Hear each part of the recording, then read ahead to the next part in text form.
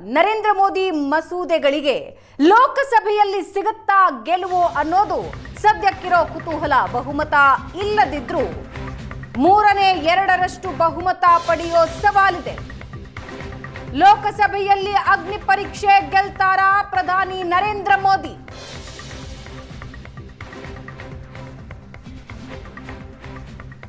ನರೇಂದ್ರ ಮೋದಿ ಮಸೂದೆಗಳಿಗೆ ಲೋಕಸಭೆಯಲ್ಲಿ ಹೇಗೆ ಸಿಗುತ್ತೆ ಜಯ? ಬಹುಮತ ಇಲ್ಲದಿದ್ರೂ ಗೆಲ್ಲುವ ಸವಾಲು ಹೇಗೆ ಎದುರಿಸ್ತಾರೆ ಮೋದಿ? ಐತಿಹಾಸಿಕ ಮಸೂದೆ ಗೆಲ್ಲಲು ಮೋದಿ ಸರ್ಕಾರದ ಗೇಮ್ ಪ್ಲಾನ್ ಏನು? ವಿರೋಧಿಗಳ ಸಹಾಯ ಇಲ್ಲದೆ ಗೆಲ್ಲಲು ಸಾಧ್ಯವಾಗುತ್ತಾ ಮೋದಿಗೆ? ಇಡೀ ದೇಶವೇ ಕಾಯ್ತಾ ಇದೆ ಲೋಕಸಭೆಯಲ್ಲಿ ಇವತ್ತು ಏನಾಗುತ್ತೆ ಅಂತ.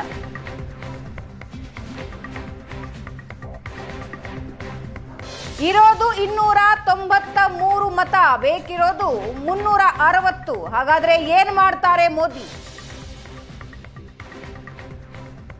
ನರೇಂದ್ರ ಮೋದಿ ಮಸೂದೆಗಳಿಗೆ ಗೆಲುವಾಗುತ್ತಾ ಸೋಲಾಗುತ್ತಾ? ಬಿಗ್ ಸಸ್ಪೆನ್ಸ್ ಲೋಕಸಭೆಯಲ್ಲಿ. ಹಾಗಾದ್ರೆ ಲೋಕಸಭೆಯಲ್ಲಿ ಗೆಲ್ಲೋದಕ್ಕೆ ಏನೇನು ಸರ್ಕಸ್ ಮಾಡಬಹುದು ಮೋದಿ ಸರ್ಕಾರ?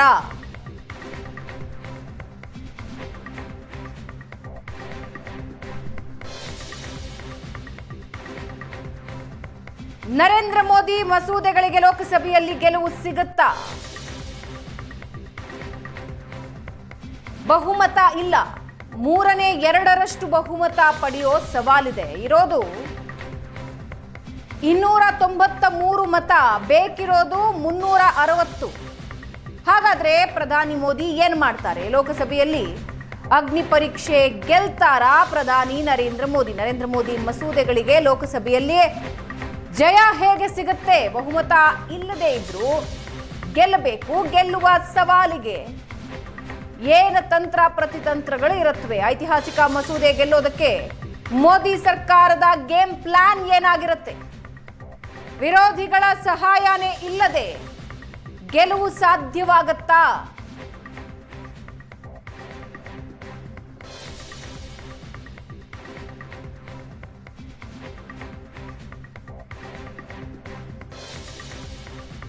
ಮೂರನೇ 2/3 ಮತ ಬೇಕಾಗತ್ತೆ. ಯಾರ್ಯಾರ ಬಳಿ ಎಷ್ಟೆಷ್ಟು ಮತಗಳಿವೆ ಅನ್ನೋದನ್ನ ನಮ್ಮ ಸ್ಕ್ರೀನ್ ನಲ್ಲಿ ನೀವು ನೋಡ್ತಾ ಇದ್ದೀರಾ.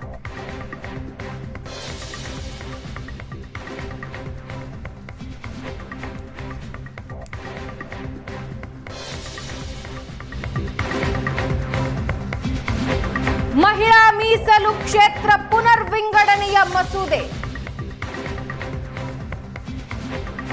ಆತ್ಮಸಾಕ್ಷಿಯಿಂದ ಚಿಂತಿಸಿ ಮತ ಹಾಕಿ ಅಂತ ಪ್ರಧಾನಿ ಮೋದಿ ಹೇಳಿದ್ದಾರೆ. ಟ್ವಿಟರ್ನಲ್ಲಿ ಲೋಕಸಭಾ ಸಂಸದರಿಗೆ ಪ್ರಧಾನಿ ಮೋದಿ ಕರೆ ನೀಡಿದ್ದಾರೆ. ನಿಮ್ಮ ಕುಟುಂಬಗಳಲ್ಲಿರುವ ಮಹಿಳೆಯರನ್ನ ನೆನಪಿಸಿಕೊಳ್ಳಿ.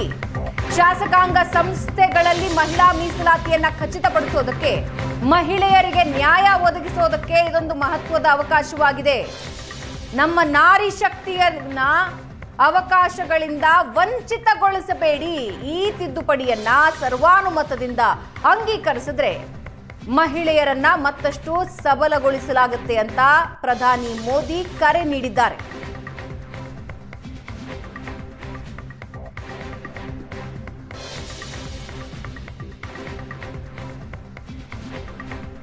ಮಹಿಳಾ ಮೀಸಲು ಕ್ಷೇತ್ರ ಪುನರ್ವಿಂಗಡಣೆಯ ಮಸೂದೆ ಆತ್ಮಸಾಕ್ಷಿಯಿಂದ ಚಿಂತಿಸಿ ಮತ ಹಾಕಿ ಅಂತ ಪ್ರಧಾನಿ ಮೋದಿ ಟ್ವಿಟರ್ನಲ್ಲಿ ಲೋಕಸಭಾ ಸಂಸದರಿಗೆ ಕರೆ ನೀಡಿದ್ದಾರೆ.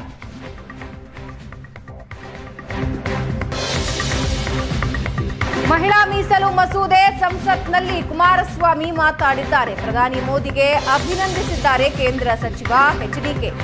ಕ್ಷೇತ್ರ ಮರು ವಿಂಗಡಣೆ ಸಮರ್ಥಿಸಿಕೊಂಡಿದ್ದಾರೆ. ಮಹಿಳಾ ಮೀಸಲಾತಿ ಮಸೂದೆ ಐತಿಹಾಸಿಕ ಮೈಲಿಗಲ್ಲು. ಈ ನಿರ್ಧಾರಕ್ಕೆ ಇಡೀ ವಿಶ್ವವೇ ಶ್ಲಾಘಿಸ್ತಾ ಇದೆ. ಈಗ ಮಹಿಳಾ ಸಬಲೀಕರಣದಿಂದ ನಾರಿ ಭಾರತ ಸೃಷ್ಟಿಯಾಗುತ್ತೆ.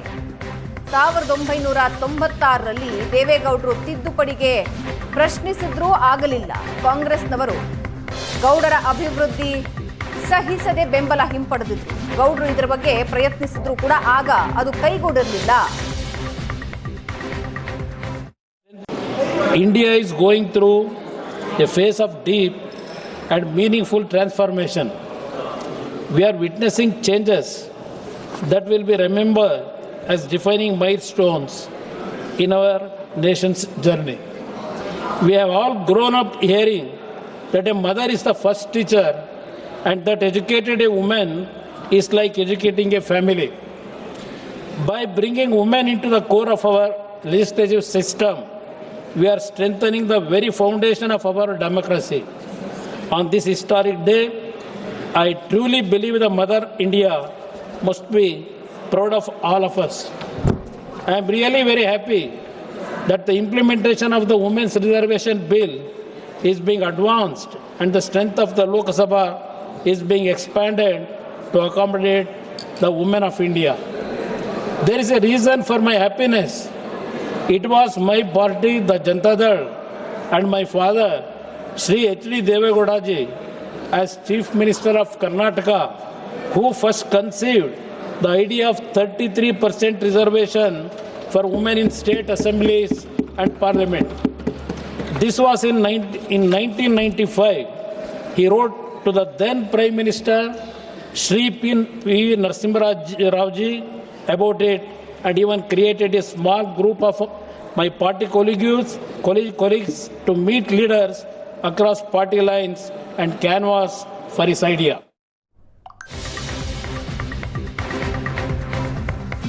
ಕ್ಷೇತ್ರ ಪುನರ್ವಿಂಗಡಣೆ ಬಿಲ್ ಪಾಸ್ ಆಗೋದಕ್ಕೆ ಬಿಡಲ್ಲ ಅಂತಿದ್ದಾರೆ ರಾಹುಲ್. ಲೋಕಸಭೆಯಲ್ಲಿ ಮೋದಿ ಸರ್ಕಾರದ ಬಿಲ್ಗಳ ಬಗ್ಗೆ ರಾಹುಲ್ ಚರ್ಚೆ ಮಾಡಿದ್ದು ದೇಶದ ಚುನಾವಣಾ ಭೂಪಟವನ್ನೇ ಬದಲಿಸೋ ಯತ್ನ ಇದು ಅಂತ Rahul Gandhi ವಿರೋಧಿಸಿದ್ದಾರೆ.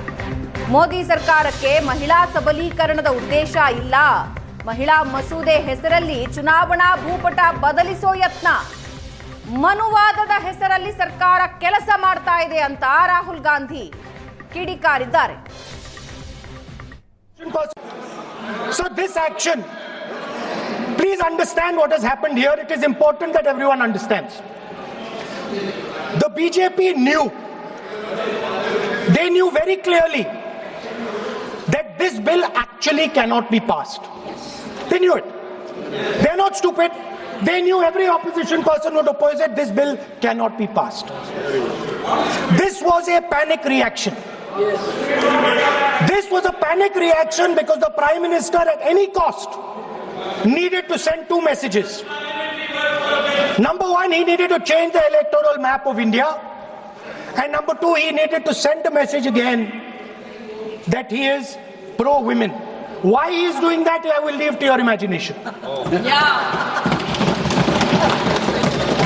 But I will leave it to your imagination, but the powers that be know exactly why he is doing it. Sir, the truth is the magician has been caught. The magician of Balakot, the magician of demonetization, the magician of Sindhur has suddenly got caught. Why? Because he was... No.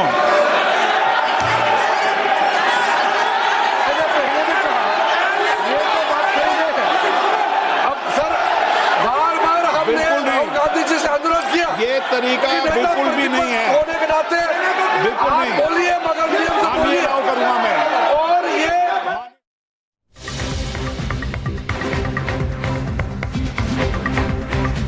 ಮುಂದಿನ 45 ನಿಮಿಷದಲ್ಲಿ ಮೋದಿ ಸರ್ಕಾರದ bill ಸೋಲಿಸುತ್ತೇವೆ. Narendra Modi ಸರ್ಕಾರಕ್ಕೆ ವಿಪಕ್ಷ ನಾಯಕ ರಾಹುಲ್ ಗಾಂಧಿ ಸವಾಲು ಹಾಕಿದ್ದಾರೆ.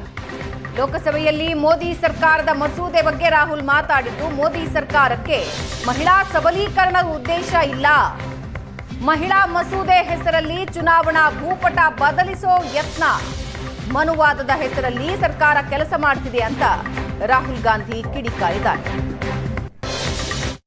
Now what you're attempting is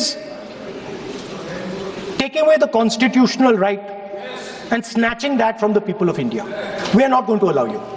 You will see we will defeat this bill right here in the next, whatever, half an hour, 45 minutes. Now, I want to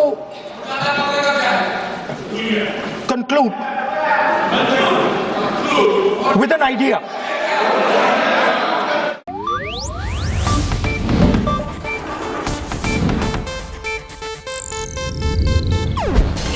Asianet news network ಪ್ರಸ್ತುತಿ.